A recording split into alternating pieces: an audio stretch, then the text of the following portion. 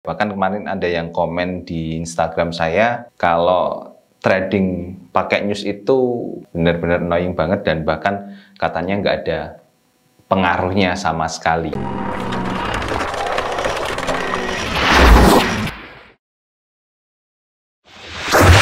Halo teman-teman, selamat datang di channel saya Ardi Novianto Putra. Ya, kali ini kita mau bahas mengenai trading pada saat adanya news itu bikin trading jadi lebih santai. Benar nggak sih? Ya, karena kemarin memang ada yang chat saya bahwa berarti bener dong Mas kalau trading dengan adanya news itu malah justru bisa bikin trading lebih santai. Coba kita lihat sudut pandangnya ya, karena pasti setiap trader itu punya pandangan yang berbeda-beda. Bahkan kemarin ada yang komen di Instagram saya kalau trading pakai news itu benar-benar annoying banget, ya, benar-benar annoying banget dan bahkan katanya nggak ada pengaruhnya sama sekali. Saya mau garis bawahi kalau annoying memang benar, ya, annoying itu memang benar, ya. Artinya ya market itu kan bisa bisa langsung naik tinggi dan juga terjun bebas langsung, itu benar-benar annoying. Tapi kalau nggak ada pengaruhnya itu salah, ya, salah karena memang news ini memang nyata pengaruhnya terhadap market gitu. Nah, sebelum ke sana,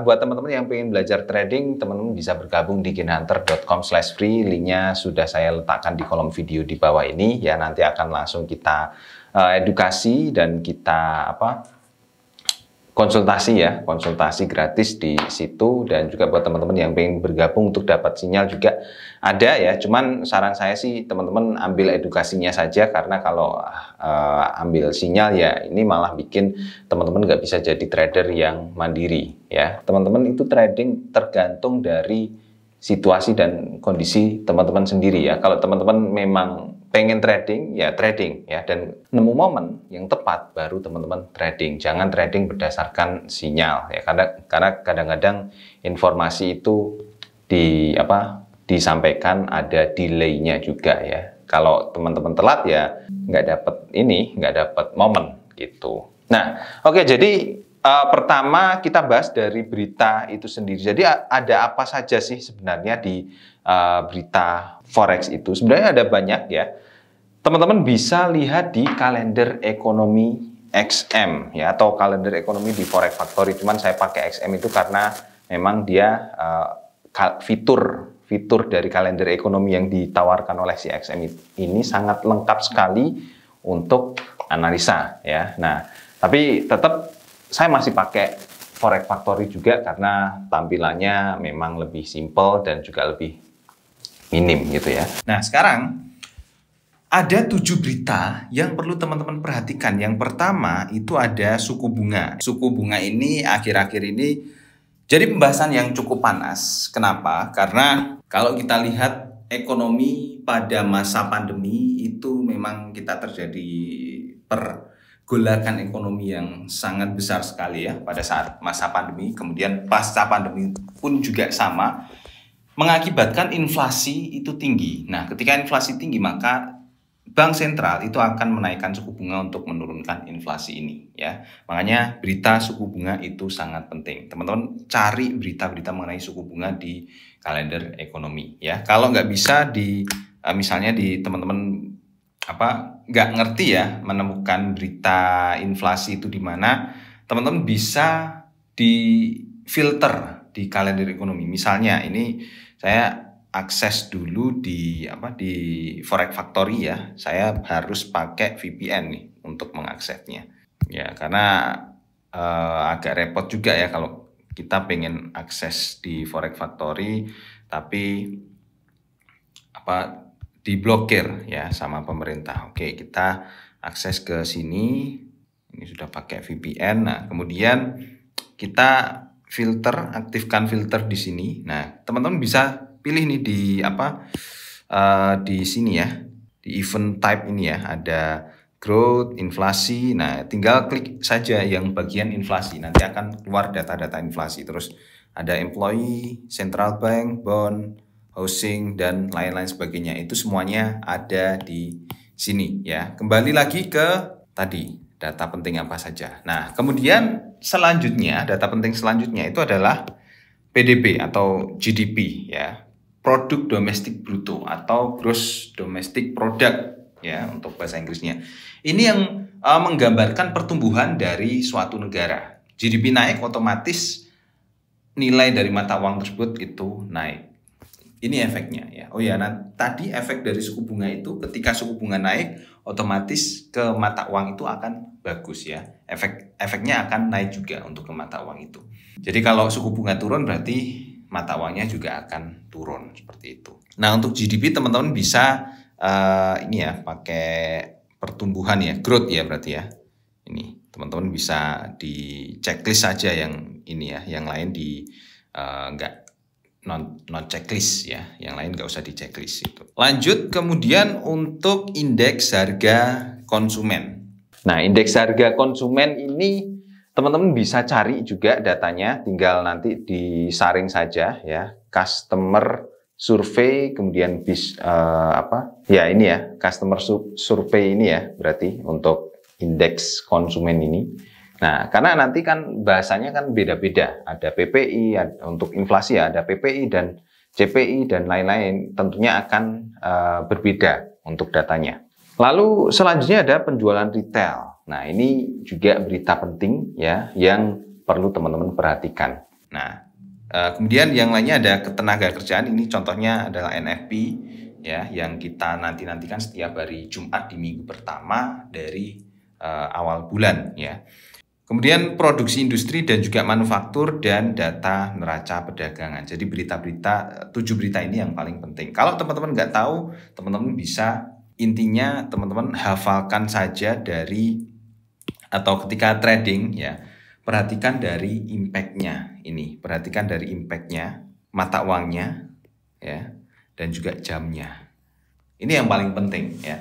Karena pertama, kalau kita trading pada USD, dicari di berita USD itu ada berita yang impact-nya warna merah atau enggak. Kalau ada, jam berapa?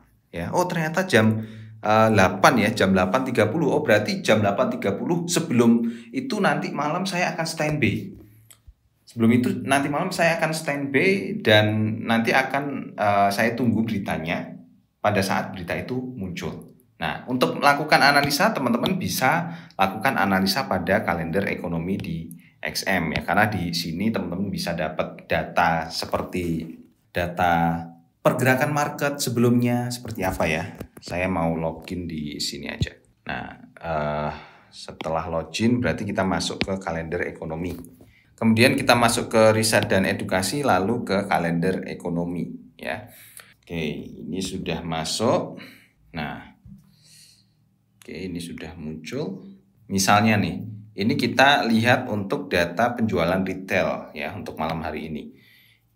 Nah, di sini kita bisa lihat untuk grafiknya seperti apa. Dampaknya ke market itu seperti apa. Contohnya untuk pound sterling pada data Desember tanggal 15 Desember kemarin penjualan retail USD itu efeknya seperti apa. Oh, ternyata menghasilkan volatilitas selama 4 jam setelah beritanya dirilis sebesar 179 pips untuk di pasangan mata uang pound sterling ya, di ini pound sterling. Kemudian volatilitasnya segini dan pergerakan harganya itu turun ketika data aktualnya itu jelek ya, dan perkiraannya itu padahal bagus.